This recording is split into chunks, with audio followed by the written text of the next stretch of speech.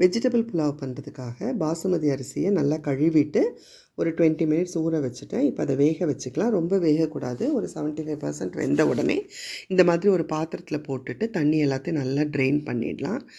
Train பண்ணிட்ட அப்புறம் இந்த ரைஸ் ஆற வச்சிட்டோம்னா நம்மளுக்கு பாசுமதி சாதம் ரெடி ஆகிடும். மற்ற இன்க்ரீடியன்ட்ஸ் என்னென்ன தேவைன்றதை பார்த்துலாம்.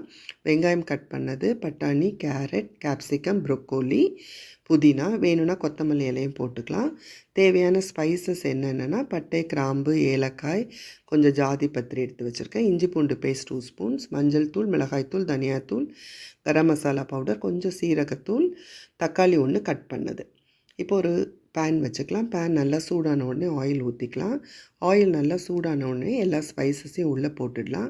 ஸ்பைசஸ் ஓரளவு பொரிஞ்ச உடனே கட் பண்ணி எடுத்து வச்சுருக்கிற வெங்காயத்தை உள்ளே போட்டுடலாம். வெங்காயத்தை நல்லா வதக்கணும். வதக்கி அந்த வெங்காயம் அப்படியே டிரான்ஸ்பேரண்ட் ஆகிட்டு அப்படியே ஒரு மாதிரி ப்ரௌன் கலர் ஆகும். அந்த ஸ்டேஜில் தான் நம்ம இஞ்சி பூண்டு பேஸ்ட் போடணும். பாருங்கள், இப்போ ப்ரௌன் கலர் ஆகிடுச்சு. இப்போ 2 ஸ்பூன்ஸ் இஞ்சி பூண்டு பேஸ்ட் ஆட் பண்ணிடுறேன்.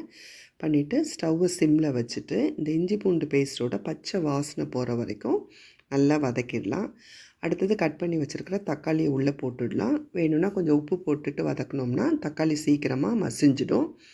பாருங்கள், இப்போது வதக்கியாச்சு. தக்காளியும் ஓரளவு நல்லா மசிஞ்சிடுச்சு. இப்போ புதினா இலையை உள்ளே போட்டுடலாம். அதையும் போட்டு நல்லா வதக்கிட்டு அடுத்தது நம்ம எடுத்து வச்சுருக்கிற மசாலா பவுடர்ஸ் எல்லாத்தையும் உள்ளே போட்டுடலாம்.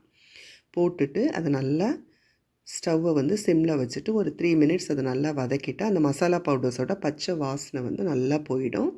அடுத்தது நம்ம கட் பண்ணி வச்சுருக்கிற வெஜிடபிள்ஸை ஒன்று ஒன்றா உள்ளே போட போகிறோம். கேரட், கேப்சிகம் போட்டுட்டு அடுத்தது கட் பண்ணி வச்சுருக்கிற ப்ரொக்கோலியும் பட்டாணியும் உள்ளே போட்டுடுறேன். போட்டுட்டு இது எல்லாத்தையும் நல்லா மிக்ஸ் பண்ணி விடலாம்.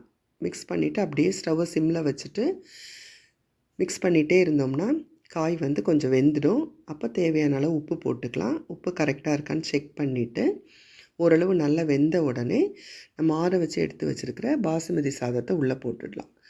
பாருங்கள், போட்டாச்சு. போட்டுட்டு ரொம்ப கிளறாமல் லைட்டாக அப்படியே மிக்ஸ் பண்ணி விட்டுட்டு ஸ்டவ்வை சிம்மில் வச்சுட்டு ஒரு 3 to 4 மினிட்ஸ் வச்சிட்டோம்னா சூப்பரான vegetable pulao ready. Peas, carrot, capsicum, broccoli போட்ட வெஜிடபிள் புலாவ் ரொம்ப சூப்பராக இருக்கும். இதை நம்ம சைட் டிஷ்க்கு சால்னா வச்சுட்டு சாப்பிட்டா ரொம்ப டேஸ்ட்டாக இருக்கும். செஞ்சு பாருங்கள்.